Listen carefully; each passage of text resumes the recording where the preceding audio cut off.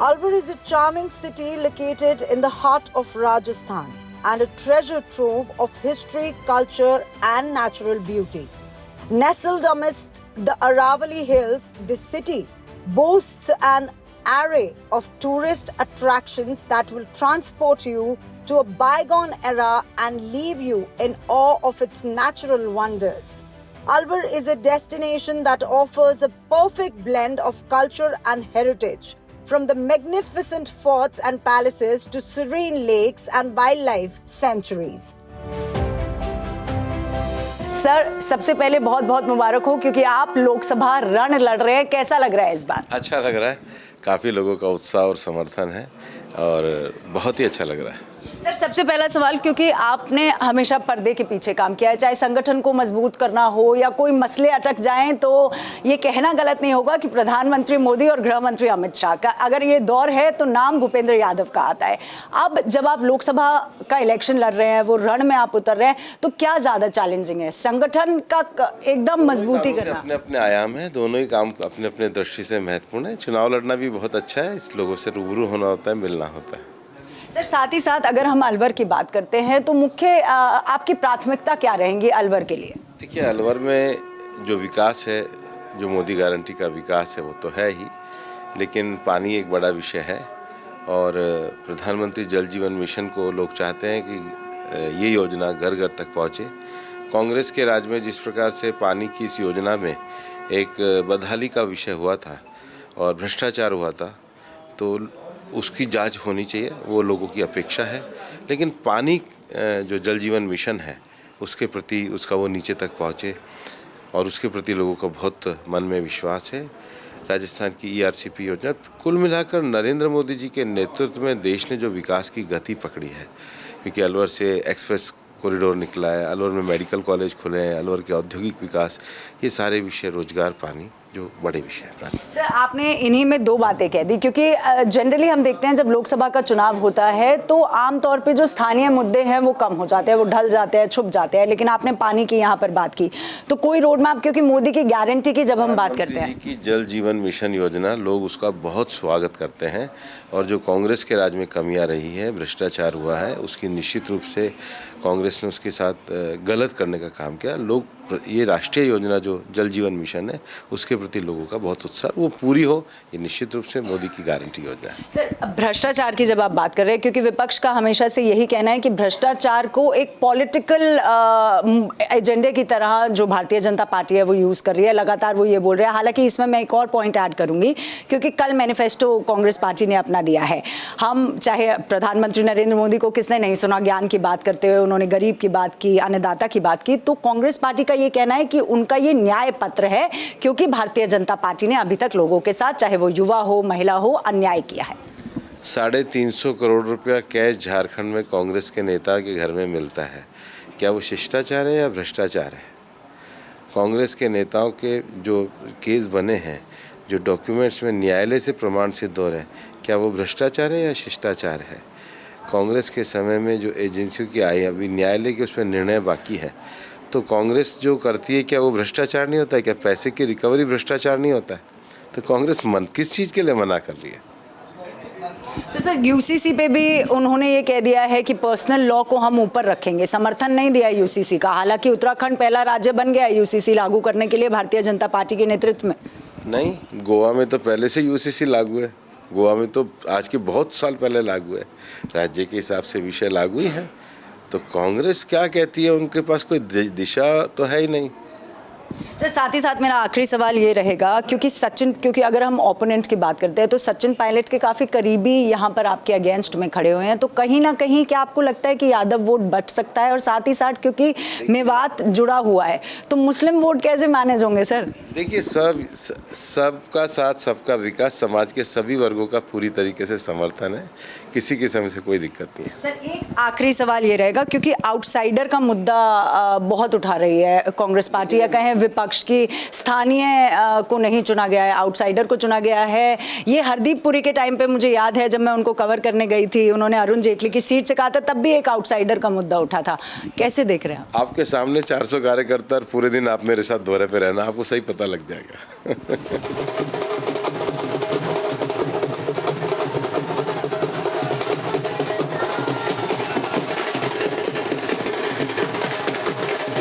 अलवर से बीजेपी को रिप्रेजेंट कर रहे भूपेंद्र यादव हमारे साथ मौजूद हैं। सर, अगर बात की जाए, क्योंकि हम लगातार आपके साथ कैंपेन ट्रेल कर रहे हैं, हम देख रहे हैं कि मूल मुद्दा जो है वो निकल के आ रहा है पानी का।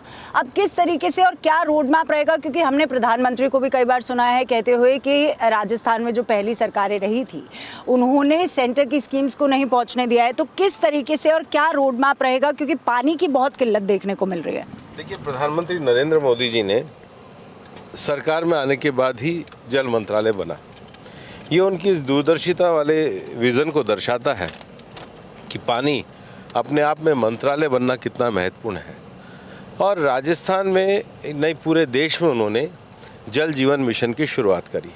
ये जल जीवन मिशन प्रधानमंत्री नरेंद्र मोदी जी की एक महत्वाकांक्षी योजना थी, जिससे सभी गाँव में हर घर नल और नल से जल पहुँचना था। राजस्थान में जो अशोक गहलोत की सरकार रही, 5 साल उन्होंने जम के इस योजना का भ्रष्टाचार किया। भ्रष्टाचार इस तरीके से देखिए कि गांव में अगर किसी ने कांग्रेस को वोट नहीं दिया तो सर्वे में से उसके नाम काट दिए। अगर कोई छोटा सा मेवात में गांव है, कोई एक अलग हिंदू समाज का, तो उसके वो उन्होंने कनेक्शन नहीं होने दिए। ये तो अपने आप में योजना के साथ नहीं, ये लोगों के साथ धोखा देने का काम किया। दूसरा, प्रधानमंत्री जी ने अमृत सरोवर योजना शुरू करी। और तीसरा, जैसा कि इस सरकार की योजना है कि विभिन्न प्रदेशों में से बहने वाली नदियों के प्रवाह में इस प्रकार से इंटरलिंकिंग की जाए कि उनमें बहने वाला अतिरिक्त पानी डार्क जोन में ले जाया जाए, जहां पर पानी के जल स्तर को बढ़ाने की ज़रूरत है। और ये तीनों ही विषय केंद्र सरकार के विषय हैं। ये मोदी की गारंटी है और हमने कहा है कि चूँकि ये मोदी जी की गारंटी है, अभी तक इसलिए पूरी नहीं हो रही थी कि कांग्रेस ने इसमें कुशासन किया। उसको ज़मीन पर ले जाने का काम हम सांसद बन के पक्का करेंगे। और अलवर क्षेत्र में मैंने लोगों से ये कहा भी है। सर, अच्छा, एक सवाल अगर मेरे मन में आ रहा है कि अगर लोकसभा, क्योंकि आपका भी ये पहला चुनाव है, तो अलवर सीट क्यों, मतलब क्या लगाव है अलवर सीट से आपका, ये अगर आप बताएं कि किस तरीके से अलवर से आपका इतना जुड़ाव है। देखिए, यूँ तो पारिवारिक और सामाजिक रूप से ये लंबा परिवार का जुड़ाव है, क्योंकि ये एक जैसा कल्चरल जोन होने के कारण सबके सामाजिक परिवार रिश्ते यहाँ पर हैं। मैं अपने छात्र जीवन से ही अलवर से जुड़ा हुआ हूँ और सांसद रहने के बाद भी मैंने राज्यसभा में रहते हुए 12 साल सांसद रहते हुए अलवर में 6 गांव गोद लिए, 193 विकास प्रोजेक्ट को यहाँ पे पूरे किए। अलवर की जो इंफ्रास्ट्रक्चर की डिमांड थी उनके विषय सेंट्रल गवर्नमेंट से कराए। एज ए लेबर मिनिस्टर होते हुए अलवर में मेडिकल कॉलेज शुरू हुआ, बहरोड में हॉस्पिटल शुरू हुआ, नीमराना में 150 बेड का अस्पताल जो है वो मंजूर हुआ। और मैं सरिस्का का भी जो आगे बढ़ाने के लिए एलिवेटेड रोड वगैरह थे, उसमें मैं ये अलवर की टीम के साथ लगा रहा। मैं इसके लिए आभार व्यक्त करना चाहूँगा हमारी पार्टी के नेतृत्व को, हमारे राजस्थान के मुख्यमंत्री जी और प्रदेश अध्यक्ष को, और अलवर के सभी भारतीय जनता पार्टी के वरिष्ठ नेताओं को कि जिन्होंने मुझे ये अवसर प्रदान किया है कि मैं अलवर की संसदीय क्षेत्र के रूप में सेवा कर सकूँ। सर, विपक्ष की अगर बात करते हैं तो विपक्ष कहीं दिख नहीं रहा है, क्योंकि सुबह से कैंपेन ट्रेल आपके साथ कर रहे हैं, बहुत हल्का विपक्ष सामने नजर आ रहा है। या तो ऐसा हो गया है कि बिल्कुल प्रधानमंत्री नरेंद्र मोदी को इतना पोर्ट्रे कर दिया गया है भारतीय जनता पार्टी की तरफ से कि विपक्ष पहले से ही हार मान चुका है। देखो, जिस कांग्रेस ने राजस्थान के गांव-गांव में पीने के पानी का पाप किया हो, वो कैसे जनता के सामने आ सकती है जब ऐसी गर्मी में हमारी बहनें परेशान हो रही हैं, गांव में किल्लत है। उनके पास नैतिक ताकत ही कहाँ है कि वो लोगों के बीच में आए। हम जो कह रहे हैं, हमने हमेशा कहा है कि मोदी की गारंटी का अर्थ ये है कि जिस भवन का फाउंडेशन नरेंद्र मोदी जी रखते हैं, उस भवन का उद्घाटन भी वही करते हैं। जल जीवन मिशन का अगर संकल्प है तो जल जीवन मिशन के संकल्प को हम पूरा करेंगे।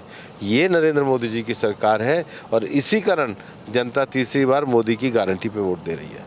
सर, इतना, क्योंकि आपने तीसरी बार इतना आश्वासन दिखाया कि तीसरी बार भी प्रधानमंत्री नरेंद्र मोदी की सरकार आएगी, तो ये 400 का आंकड़ा, क्योंकि ये शुरुआत से हम लोग भी देख रहे हैं जब से प्रधानमंत्री ने बोला है कि 400 पार होगा, तो ये 400 के आंकड़े के पीछे की वजह क्या है, इसकी कैलकुलेशन क्या है? क्या ये 2029 का एजेंडा सेट करना है? किस तरीके की कैलकुलेशन है ये 400 पार? पिछले 10 सालों में भारतीय जनता पार्टी की सरकारों ने जिस प्रकार से मोदी जी के नेतृत्व में एक बेटर परफॉर्मेंस दिया, पार्टी का पूरा विस्तार हुआ और पार्टी के गवर्नेंस मॉडल की आज जिसको कहते हैं पैन इंडिया पूरी स्वीकृति होने लगी है। उसके कारण आज तीसरे टर्म में भी हम वापस आ रहे हैं। सर साथ ही साथ क्योंकि आपने अभी बात बोली तीसरे टर्म की, तो 10 साल हो चुके हैं, एंटी इनकम्बेंसी हो जाती है लेकिन दिखाई नहीं दे रही है एंटी इनकम्बेंसी का ही अभी तक कोई मूल इतनी बड़ी वजह तो होगी। सरकार पे कोई आरोप नहीं, लगातार निरंतर विकास हो रहा है, योजनाओं का सैचुरेशन हो रहा है, जनता के मूल मुद्दों को एड्रेस किया जा रहा है, प्रभावी एग्जीक्यूशन है, विश्व में भारत की प्रतिष्ठा बढ़ रही है, तो निश्चित रूप से तीसरा टर्म आना ही है। हम बात करते हैं अलवर सीट की, तो आपको क्या लगता है कि इस बार किन मुद्दों पर वोट देगा अलवर का जो जनता है, वो किन मुद्दों पर वोट? 5 लाख पार जा रहे हैं मैडम, सब यही है बस कि जीत रहे हैं, भारी बहुमत से जीत रहे हैं, 5 लाख पार जा रहे हैं। मतलब जो प्रधानमंत्री नरेंद्र मोदी ने कहा था कि 400 पार है, तो आपको लग रहा है पूरा 400 पार और बहुत आगे जाएंगे। आपको क्या लगता है कि 400 पार का जो ये नारा दिया गया है ये पूरा होगा इस बार? जी बिल्कुल।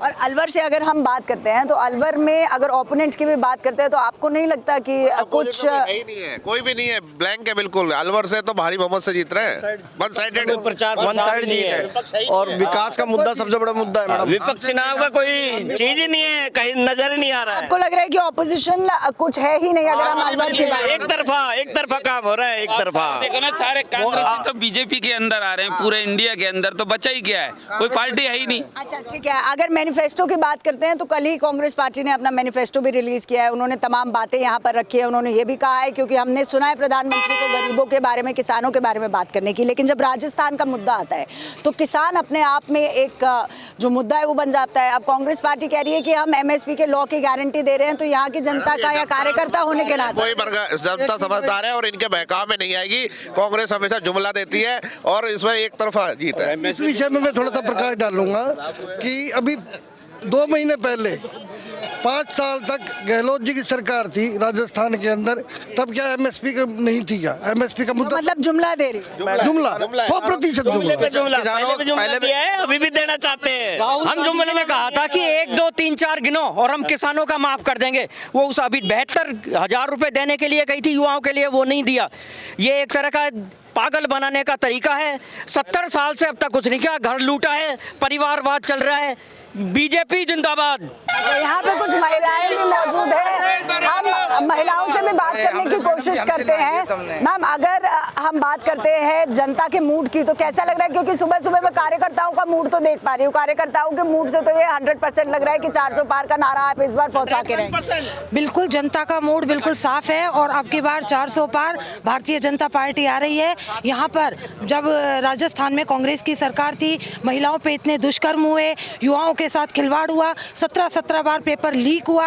और आप ये देखिए, जिस तरह 10 सालों से आदरणीय नरेंद्र मोदी जी ने जो देश का स्वरूप बदल दिया है, उसको देखते हुए सब लोगों ने मानस बना लिया है। क्योंकि ये जो चुनाव है वो केवल सड़क लाइट और सफाई का चुनाव नहीं है, ये देश की अस्मिता का, देश की सुरक्षा का। क्योंकि आपने पेपर लीक का मुद्दा उठाया, ठीक है, तो ये स्थानीय मुद्दे हो जाते हैं। पानी का मुद्दा हो गया, क्योंकि अलवर की अगर हम बात करते हैं तो ये कहना भी गलत नहीं होगा कि पानी का मुद्दा जो होता है वो मुख्य एक जो रीज़न है यहाँ पे कमियों का, उनमें से एक आता है। हालांकि सर से मैं अभी बात कर रही थी, सर ने भी यही कहा कि जो प्रधानमंत्री के नेतृत्व में जो जल वाला अभियान चल रहा है उससे बहुत फ़ायदा मिलेगा। लेकिन किन मूल मुद्दों पर आपको लग रहा है, क्योंकि आप कार्यकर्ता भी हैं, किन मूल मुद्दों पर इस बार अलवर की जनता वोट करेगी और भूपेंद्र यादव को जिता के लेके आएगी? देखिए जी, हम आम लोगों में जाते हैं, महिलाओं में जाते हैं, हम ढाणी गांव जाते हैं, लोग एक ही बात कह रहे हैं, हमें कुछ नहीं चाहिए, ना सड़क चाहिए, ना सफाई चाहिए,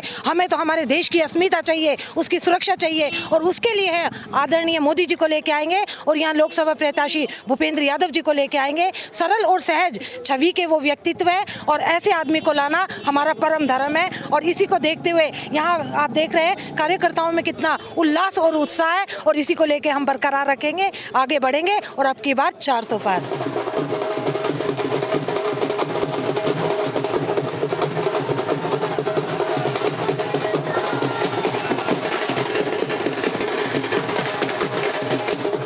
अब डिसाइडिंग फैक्टर ये हो जाता है, क्योंकि जब हम अलवर की बात करते हैं तो ऑपोजिशन ने भी यादव को यानी ललित यादव को भूपेंद्र यादव के अगेंस्ट जो है वो खड़ा किया है। तो क्या इससे यादव वोट बैंक जो है वो डिवाइड होते हैं, क्या इस पे कोई असर पड़ता है या नहीं, या फिर इस गांव की जनता भी एक डिसाइडिंग फैक्टर है कि क्या वो मानेगी कि जब हर घर जल की योजना के बारे में भूपेंद्र यादव यहाँ आकर बोल के जाते हैं तो एक्चुअल में यहाँ पर जल लोगों तक, महिलाओं तक पहुंचाया जाएगा।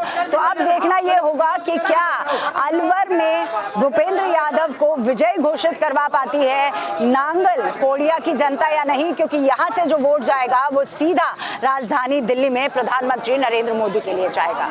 For more such videos, subscribe to the NewsX YouTube channel, hit the bell icon.